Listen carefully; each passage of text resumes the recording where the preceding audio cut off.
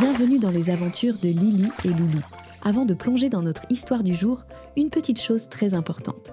Si vous aimez nos aventures, abonnez-vous au podcast. Cela nous aide énormément à continuer à explorer les merveilles de l'océan avec vous. Et surtout, laissez-nous un commentaire. On les lit tous avec plaisir. Et qui sait, peut-être que le vôtre sera mentionné dans un prochain épisode. Allez, c'est parti.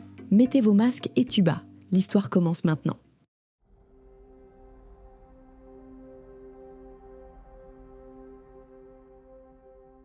L'eau était calme, le soleil brillait doucement à la surface, dessinant des reflets dorés sur les coraux du récif. Lily et Loulou s'exerçaient à un nouvel apprentissage, le plongeon canard. Loulou observait Lily avec admiration. D'un simple mouvement fluide, elle inclinait son corps vers l'avant, levait les jambes bien tendues et disparaissait sous l'eau en un instant. Il tenta à son tour, mais ses jambes battaient encore trop fort et il flottait maladroitement. Il recommença, s'efforçant de contrôler ses mouvements, et cette fois-ci, il réussit à descendre un peu plus profondément. Fier de lui, il ouvrit les yeux sous l'eau pour observer le sable en contrebas, et faillit sursauter en voyant un crabe le fixer intensément. Le petit crabe, visiblement paniqué, se précipita à la surface et remua frénétiquement ses pinces. Il semblait inquiet. Lily et Loulou comprirent qu'il essayait de leur dire quelque chose d'important. En l'écoutant, ils apprirent qu'une créature mystérieuse rôdait la nuit sur le récif, effrayant tous ses habitants. Les poissons ne sortaient plus dès que le soleil disparaissait, et le silence nocturne était devenu pesant. Intrigués, Lily et Loulou décidèrent d'enquêter sur ce fameux rôdeur nocturne. Quand la nuit tomba, les couleurs vives du récif s'effacèrent pour laisser place à un monde plus sombre, où seules quelques lueurs bioluminescentes brillaient. Lily et Loulou s'installèrent derrière un rocher, prêtes à observer le moindre mouvement suspect. Ils voulaient découvrir qui était ce mystérieux rôdeur qui terrorisait tout le monde. Les minutes passèrent, puis les heures. L'eau était paisible, bercée par un léger courant. Loulou bâilla, ses paupières s'alourdissaient.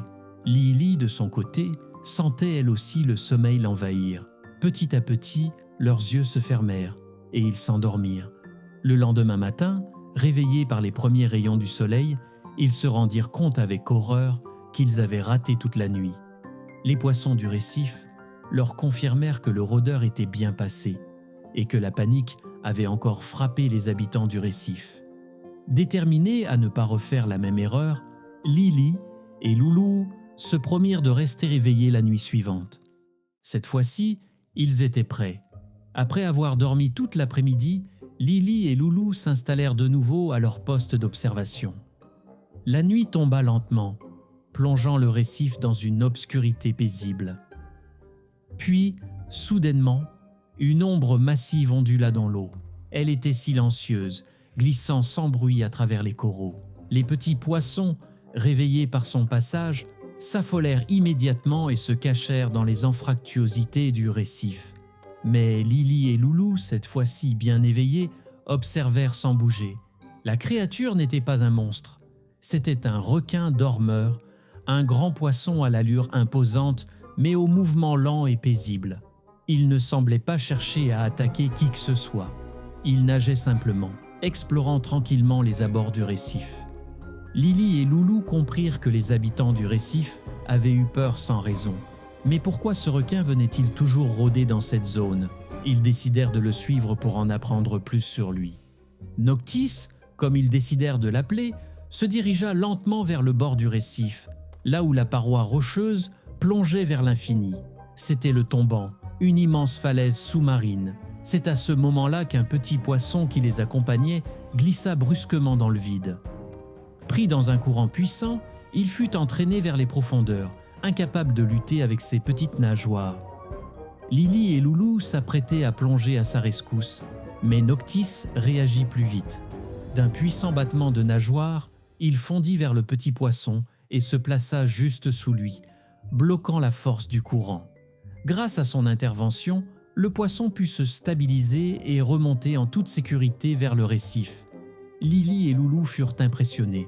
Ce requin, que tout le monde croyait dangereux, venait en réalité de sauver un habitant du récif. Ils comprirent enfin la vérité. Noctis n'était pas un prédateur ni un rôdeur inquiétant. Il veillait sur le récif la nuit, prêt à intervenir en cas de danger. Le lendemain matin, Lily et Loulou racontèrent tout aux habitants du récif. Le petit poisson confirma que Noctis l'avait sauvé, et peu à peu, les poissons commencèrent à voir le requin sous un autre jour.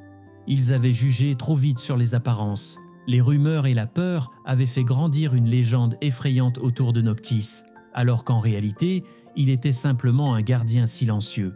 Avec le temps, les habitants du récif s'habituèrent à sa présence, et désormais, chaque nuit, plus aucun poisson ne se cachait à son passage. Noctis n'était plus le rôdeur de la nuit, il était devenu le protecteur du récif. Alors que le soleil se levait à l'horizon, Lily et Loulou observaient Noctis disparaître dans les eaux profondes avec un sourire. Ils avaient non seulement résolu un mystère, mais ils avaient aussi appris une précieuse leçon. Parfois, il faut apprendre à connaître quelqu'un avant de le juger. Et quelque part, sous l'océan, Noctis continuait de veiller sur le récif dans l'ombre de la nuit.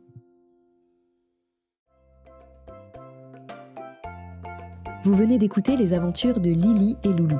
Ce podcast est sponsorisé par monpetitnageur.com, un programme en ligne pour les enfants de 3 à 6 ans qui souhaitent apprendre à nager, sans maître nageur et sans matériel.